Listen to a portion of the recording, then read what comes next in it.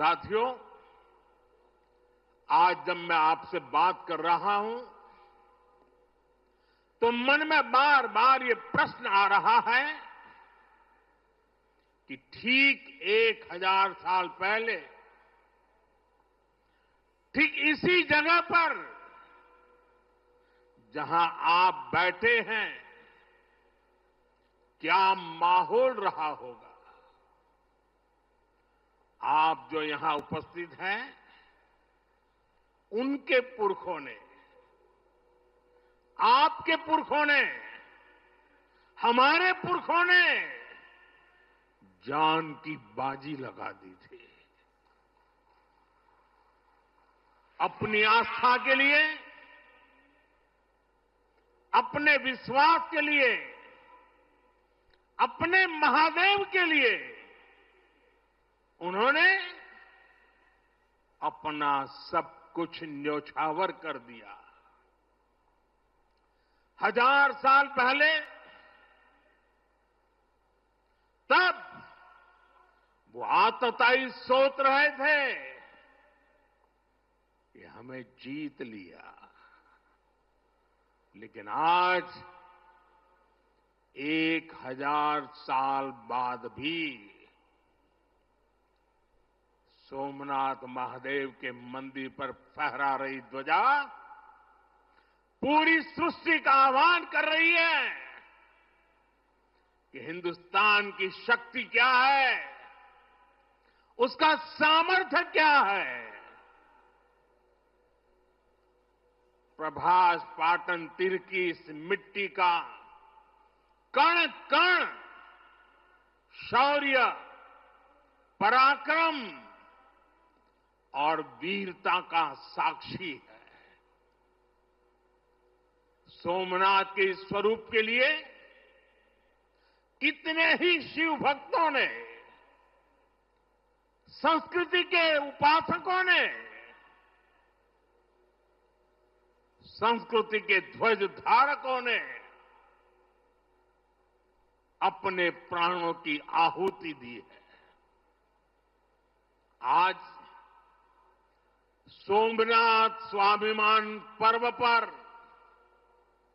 सबसे पहले मैं हर उस वीर वीरांगना को नमन करता हूं जिसने सोमनाथ की रक्षा को, मंदिर के पुनर्निर्माण को अपना जीवन ध्येय बनाया,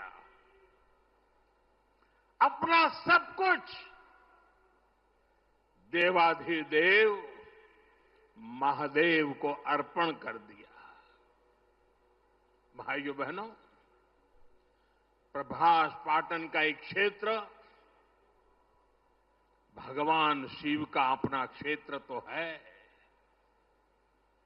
इसकी पवित्रता भगवान श्री कृष्ण से भी जुड़ी है। महाभारत काल में पांडवों ने भी इस तीर्थ में तपस्या की थी। इसलिए ये अवसर भारत के अनगिनत आयामों को नमन करने का भी अवसर है। ये भी एक सुखद संयोग है कि आज जब सोमनाथ मंदिर के इस स्वाभिमान यात्रा के 1000 साल पूरे हो रहे हैं, तो साथ ही 1951 में हुए इसके पुनर्निर्माण के 75 साल भी पूरे हो रहे हैं। मैं दुनिया भर के करोड़ों श्रद्धालुओं को सोमनाथ स्वाभिमान पर्व की शुभकामनाएं देता हूं। साथियों, सोमनाथ स्वाभिमान पर्व 1000 साल पहले हुए विध्वंस के स्मरण के लिए नहीं, ये पर्व 1000 साल की यात्रा का पर्व है। साथ ही ये हमारे भारत के अस्तित्व और अभिमान का पर्व है, क्योंकि हमें हर कदम पर, हर मुकाम पर सोमनाथ और भारत में अनोखी समानताएं दिखती है। जैसे सोमनाथ को नष्ट करने के एक नहीं अनेकों प्रयास हुए, दुष्प्रयास हुए, उसी तरह विदेशी आक्रांताओं द्वारा कई सदियों तक भारत को खत्म करने की लगातार कोशिशें होती रही, लेकिन न सोमनाथ नष्ट हुआ और न ही भारत नष्ट हुआ, क्योंकि भारत और भारत की आस्था के केंद्र एक दूसरे में समाये हुए हैं। साथियों, आप उस इतिहास के बारे में कल्पना करिए। आज से 1000 साल पहले सन 1026 में सबसे पहले गजनी ने सोमनाथ मंदिर को तोड़ा। उसे लगा उसने सोमनाथ का वजूद मिटा दिया, लेकिन कुछ वर्षों के भीतर भीतर सोमनाथ का पुनर्निर्माण हो चुका था। 12वीं शताब्दी में राजा कुमारपाल ने मंदिर का भव्य जीर्णोद्धार करा दिया था, लेकिन 13वीं शताब्दी के अंत में अलाउद्दीन खिलजी ने सोमनाथ पर फिर आक्रमण का दुस्साहस कर दिया। कहते हैं जालोर के रावल ने खिमजी सेनाओं से जमकर लोहा लिया। इसके बाद 14वीं शताब्दी की शुरुआत में जूनागढ़ के राजा द्वारा फिर से सोमनाथ की प्रतिष्ठा संपन्न कर दी गई। 14वीं शताब्दी के आखिरी वर्षों में मुजफ्फर खान ने सोमनाथ पर फिर हमला किया। वो हमला भी नाकाम रहा। 15वीं शताब्दी में सुल्तान अहमद शाह ने सोमनाथ मंदिर को दूषित करने की कोशिश की और इसी शताब्दी में उसके पोते सुल्तान महमूद बेगड़ा ने सोमनाथ पर आक्रमण कर मंदिर को मस्जिद बनाने की कोशिश की, लेकिन महादेव के भक्तों के प्रयासों से मंदिर पुनः जीवंत हो उठा। 17वीं 18वीं शताब्दी में औरंगजेब का दौर आया। उसने सोमनाथ मंदिर को अपवित्र किया, सोमनाथ को फिर मस्जिद बनाने की कोशिश की। उसके बाद भी अहल्याबाई होलकर ने नए मंदिर की स्थापना कर सोमनाथ को एक बार फिर साकार कर दिया। यानी सोमनाथ का इतिहास विनाश और पराजय का इतिहास नहीं है, ये इतिहास विजय और पुनर्निर्माण का है, हमारे पूर्वजों के पराक्रम का है, हमारे पूर्वजों के त्याग और बलिदान का है। आतताई आते रहे, मजहबी आतंक के नए नए आक्रमण होते रहे, लेकिन हर युग में सोमनाथ पुनः पुनः स्थापित होता रहा। इतनी सदियों तक का संघर्ष, इतना लंबा प्रतिकार,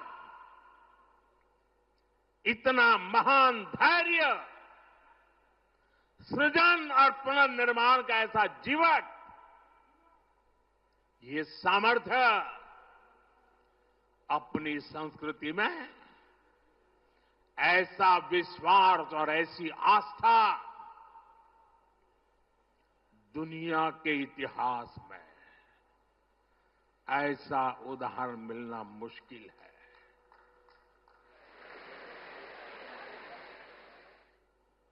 जरा मैंने जवाब आपजो पेला આપણે આપણા પૂર્વજોના પરાક્રમનું પુણ્ય સ્મરણ કરવું જોઈએ કે ના કરવું જોઈએ? આપણા પૂર્વજોએ કરેલા પરાક્રમમાંથી પ્રેરણા લેવી જોઈએ કે નહીં લેવી જોઈએ? એવો કોઈ દીકરો હોય, એવા કોઈ સંતાન હોય કે જે પોતાના પૂર્વજોને ભૂલવા માટેના નાટક કરે? भाइयों बहनों, जब गजनी से लेकर औरंगजेब तक तमाम आक्रांता सोमनाथ पर हमला कर रहे थे तो उन्हें लग रहा था कि उनकी तलवार सनातन सोमनाथ को जीत रही है। वो मजहबी कट्टरपंथी ये नहीं समझ पाए कि जिस सोमनाथ को वो नष्ट करना चाहते हैं उनके नाम में ही सोम अर्थात अमृत जुड़ा हुआ है। उसमें हलाहल को पीकर भी अमर रहने का विचार जुड़ा है। उसके भीतर सदा शिव महादेव के रूप में वो चैतन्य शक्ति प्रतिष्ठित है जो कल्याणकारक भी है और प्रचंड तांडव शिव ये शक्ति का स्रोत भी है। भाइयों बहनों, सोमनाथ में विराजमान महादेव, उनका एक नाम मृत्युंजय भी है। मृत्युंजय जिसने मृत्यु को जीत लिया हो, जो स्वयं काल स्वरूप है। यतो जायते पाल्यते येन विश्वम तमीस भजे लियते यत्र विश्वम। अर्थात ये सृष्टि उन्हीं से उत्पन्न होती है, उन्हीं में लय हो जाती है। हम मानते हैं त्वमेको जगत व्यापको विश्व रूप, यानी शिव पूरे जगत में व्याप्त है। इसलिए इस हम कण कण कंकड़ कंकड़ में भी उस शंकर को देखते हैं। फिर कोई उन शंकर के कितने स्वरूपों को नष्ट कर सकता है? हम तो वो लोग हैं जो जीव में भी शिव को देखते हैं। उनसे हमारी आस्था को कोई कैसे डिगा सकता था? और साथियों, ये समय चक्र है कि सोमनाथ को ध्वस्त करने की मंशा लेकर आए मजहबी आतताई आज इतिहास के कुछ पन्नों में सिमट कर रह गए हैं। और सोमनाथ मंदिर उसी विशाल समंदर के किनारे गगनचुंबी धर्म ध्वजा को थामे खड़ा है। सोमनाथ का ये शिखर मानव उद्घोष कर रहा है, चंद्रशेखरम आश्रय मम किम करिष्यति वै यम। अर्थात मैं चंद्रशेखर शिव पर आश्रित हूं, काल भी मेरा क्या कर लेगा। साथियों, सोमनाथ स्वाभिमान पर्व इतिहास के गौरव का पर्व तो है ही, ये कालातीत यात्रा को भविष्य के लिए जीवंत बनाने का माध्यम भी है। हमें इस अवसर को अपने अस्तित्व और पहचान को सशक्त करने के लिए उपयोग करना है। आप भी देखते हैं, अगर कहीं किसी देश के पास कुछ 100 साल पुरानी विरासत होती है, वो देश उसे अपनी पहचान बनाकर दुनिया के सामने प्रस्तुत करता है। वहीं भारत के पास सोमनाथ जैसे हजारों साल पुराने पुण्य स्थान है। ये स्थान हमारे सामर्थ्य, प्रतिरोध और परंपरा के पर्याय रहे हैं। लेकिन दुर्भाग्य से आजादी के बाद गुलामी की मानसिकता वाले लोगों ने उनसे पल्ला झाड़ने की कोशिश की। उस इतिहास को भुलाने के कुत्सित प्रयास हुए।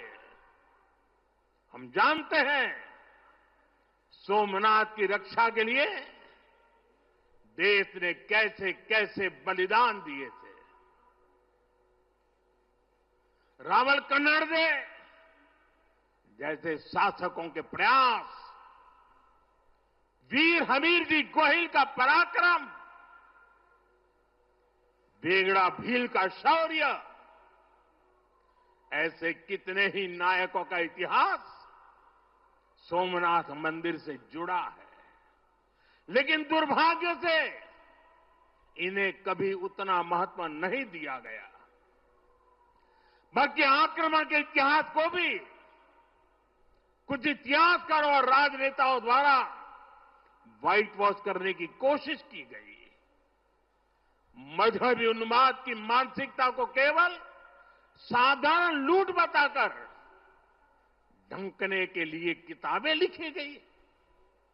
सोमनाथ मंदिर एक बार नहीं, बार बार तोड़ा गया। अगर सोमनाथ पर आक्रमण केवल आर्थिक लूट के लिए हुए होते तो 1000 साल पूर्व पहली बड़ी लूट के बाद रुक गए होते। लेकिन ऐसा नहीं हुआ। सोमनाथ के पवित्र विग्रह को तोड़ा गया। बार बार मंदिर का स्वरूप बदलने की कोशिश हुई और हमें पढ़ाया गया कि सोमनाथ को लूट के लिए तोड़ा गया था। नफरत, अत्याचार और आतंक का असली क्रूर इतिहास हमसे छिपाया गया। साथियों, हमने धर्म के प्रति ईमानदार कोई भी व्यक्ति ऐसी कट्टरपंथी सोच का समर्थन नहीं करेगा। लेकिन तुष्टीकरण के ठेकेदारों ने हमेशा इस कट्टरपंथी सोच के आगे घुटने टेके। जब भारत गुलामी की बेड़ियों से मुक्त हुआ, जब सरदार वल्लभ भाई पटेल ने सोमनाथ के पुनर्निर्माण की शपथ ली, तो उन्हें भी रोकने की कोशिश की गई। 1951 में तत्कालीन राष्ट्रपति डॉक्टर राजेंद्र प्रसाद के यहां आने पर भी आपत्ति जताई गई। उस समय सौराष्ट्र के सर्वाधिक मशहूर हमारे जाम साहब महाराजा दिग्विजय सिंह जी आगे आए थे। भूमि अधिग्रहण से लेकर सुरक्षा व्यवस्था तक उन्होंने राष्ट्रीय गौरव को सबसे ऊपर रखा था। उस दौर में सोमनाथ मंदिर के लिए जाम साहब ने 1 लाख रुपए का दान दिया और उन्होंने ट्रस्ट के प्रथम अध्यक्ष के रूप में बड़ी जिम्मेदारी निभाई।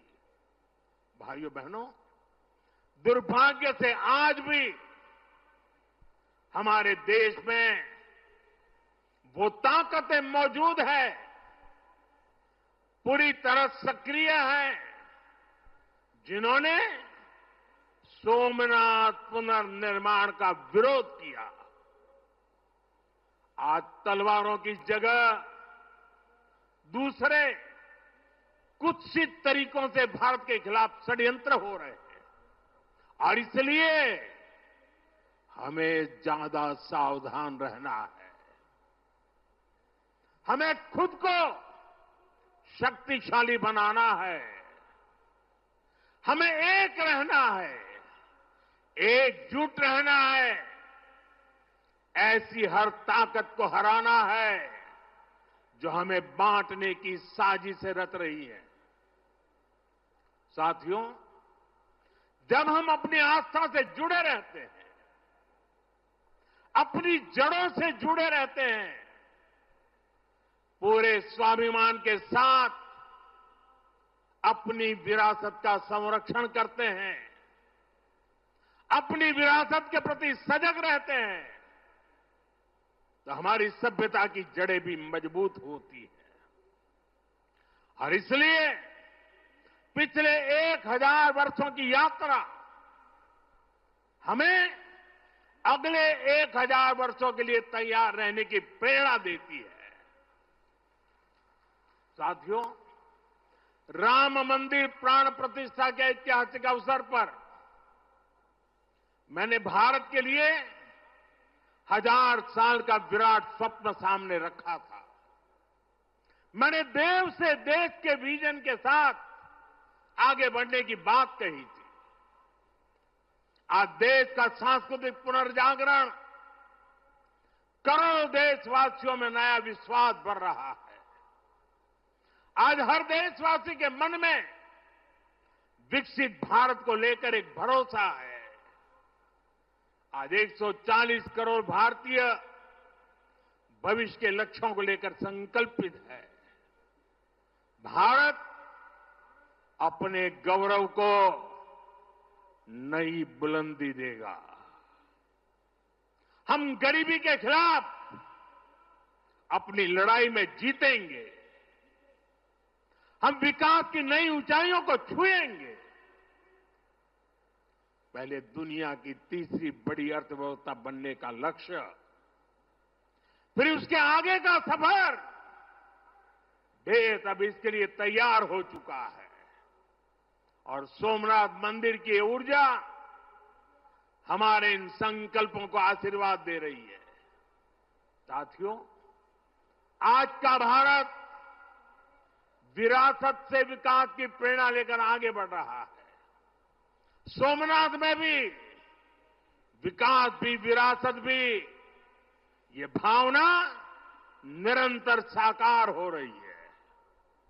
आज एक और सोमनाथ मंदिर का सांस्कृतिक विस्तार, सोमनाथ संस्कृत यूनिवर्सिटी की स्थापना, माधवपुर मेले की लोकप्रियता और उसके रंग, इनसे हमारी विरासत मजबूत हो रही है। गिर लायन के संरक्षण से इस क्षेत्र का प्राकृतिक आकर्षण बढ़ रहा है, तो वहीं प्रभास पाटन क्षेत्र के विकास के नए आयाम भी गढ़े जा रहे हैं। केशोद एयरपोर्ट का विस्तार किया जा रहा है। इससे देश विदेश से श्रद्धालु सीधे सोमनाथ तक पहुंच सकेंगे। अहमदाबाद से वेरावल वंदे भारत ट्रेन की शुरुआत से तीर्थयात्रियों और पर्यटकों का समय कम हुआ है। इस क्षेत्र में यात्रा धाम सर्किट का विकास भी किया जा रहा है। यानी आज का भारत आस्था को स्मरण करने के साथ ही इंफ्रास्ट्रक्चर, कनेक्टिविटी और टेक्नोलॉजी के जरिए उसे भविष्य के लिए सशक्त भी कर रहा है। साथियों, हमारी सभ्यता का संदेश कभी किसी को पराजित करने का नहीं रहा, बल्कि जीवन को संतुलन में रखने का रहा है। हमारे यहां आस्था की राह हमें घृणा की तरफ नहीं ले जाती। हमारे यहां शक्ति हमें विनाश करने का अहंकार नहीं देती। सोमनाथ जैसे तीर्थ ने हमें सिखाया है कि सृजन का मार्ग लंबा होता है, लेकिन वही स्थायी होता है, चिरंजीव होता है। तलवार की नोक पर कभी दिलों को नहीं जीता जा सकता। जो सभ्यताएं दूसरों को मिटाकर आगे बढ़ना चाहती हैं, वे स्वयं समय में खो जाती है।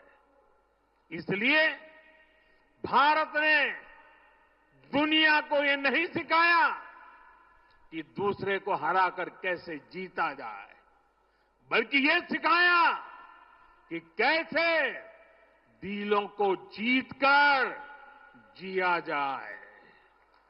ये विचार आज दुनिया की जरूरत है। सोमनाथ की 1000 वर्षों की गाथा पूरी मानवता को सीख दे रही है।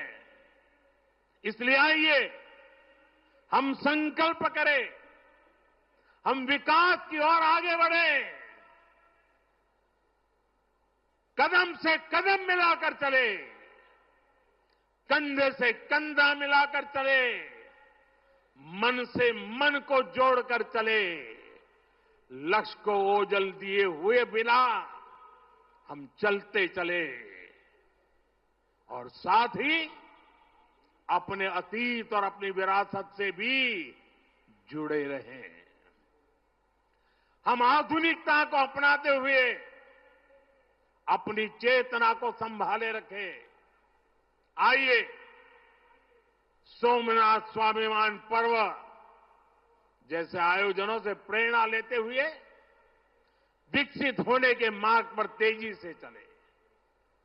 हर चुनौती को पार करते हुए हम अपने लक्ष्य तक पहुंचे। और ये कार्यक्रम आज तो शुरू हो रहा है। हमें 1000 साल का स्मरण देश के कोने कोने में करना है। दुनिया को हमारी विरासत का परिचय करवाना है। हमें 75 साल का ये नया पर्व भी मनाना है।